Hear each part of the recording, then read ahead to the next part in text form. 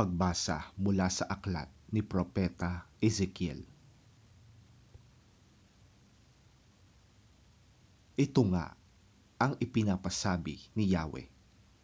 Kukuha ko ng isang usbong ng sedar at aking iaayos.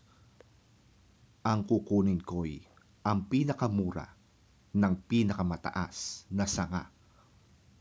Itatanim ko ito sa isang mataas na bundok, sa pinakamataas na bundok ng Israel, upang lumago at mamungang mabuti at maging isang kahanga-hangang sedar.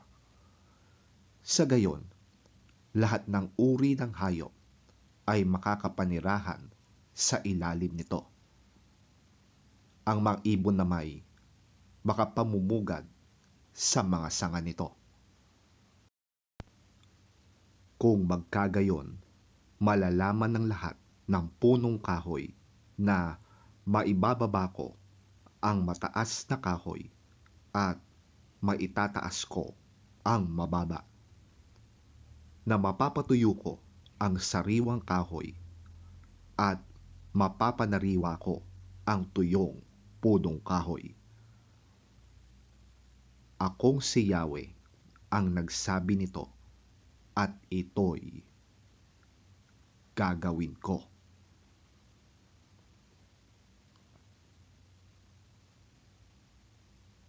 Ang salita ng Diyos. Salamat sa Diyos. Pagbasa mula sa ikalawang sulat ni Apostol San Pablo sa mga taga-Korinto. Kaya't laging malakas ang ating loob, kahit na alam nating habang tayo'y narito pa sa katawang lupa, hindi tayo makakapasok sa tahanang inihanda ng Panginoon. Sapagkat namumuhay tayo batay sa pananampalataya sa Panginoon at hindi sa mga bagay na nakikita. Malakas nga ang loob nating iwanan ang katawang ito na ating tinatahanan ngayon upang manirahan na sa piling ng Panginoon. Kaya naman, ang pinakananais natin ay maging kalugod-lugod sa Kanya, maging nasa katawang lupa tayo o maging nasa piling na Niya.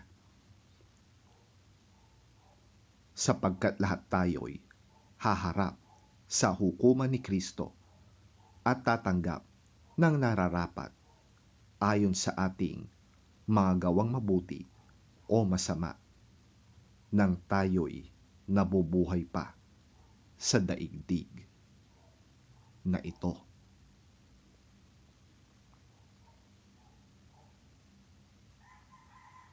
Ang salita ng Diyos. Salamat sa Diyos. Ang mabuting balita ng Panginoon ayon kay San Marcos. Papuri sa iyo, Panginoon.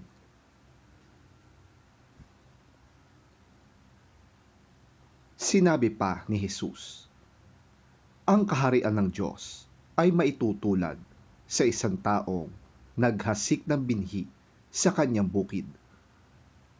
Natutulog siya kung gabi at bumabangon kung araw.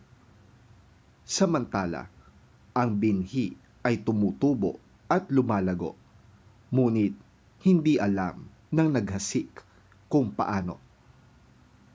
Ang lupa ang nagpapasibol at nagpapabunga sa mga pananim. Usbong muna ang lumilitaw, saka ang tangkay. Pagkatapos, nahihitik ito sa butil. Kapag hinog na ang mga butil, agad niya itong ipagagapas sapagkat panahon na para ito'y anihin. Saan pa natin maihahambing ang kaharian ng Diyos? Anong talinhaga ang gagamitin natin upang mailarawan ito? Tanong ni Jesus. Ang katulad nito ay butil ng mustasa na siyang pinakamaliit sa lahat ng binhi. Ngunit kapag itinanim, ito'y lumalago at nagiging pinakamalaki sa lahat ng tanim. Ito'y nagkakasanga ng mayabong, kaya't ang mga ibon ay nakakapamugad sa lilim nito. Ipinangaral ni Jesus sa kanila ang mensahe sa pamamagitan ng maraming talinhagang tulad ng mga ito, ayon sa abot ng kanilang pangunawa. Hindi siya nangaral sa kanila nang hindi gumagamit ng talinhaga, ngunit ipinapaliwanag niya ang mga ito sa kanyang mga alagad kapag sila-sila na lamang.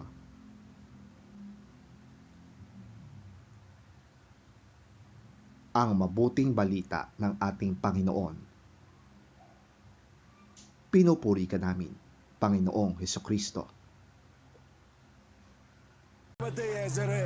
He also said, "This is what the kingdom of God is like.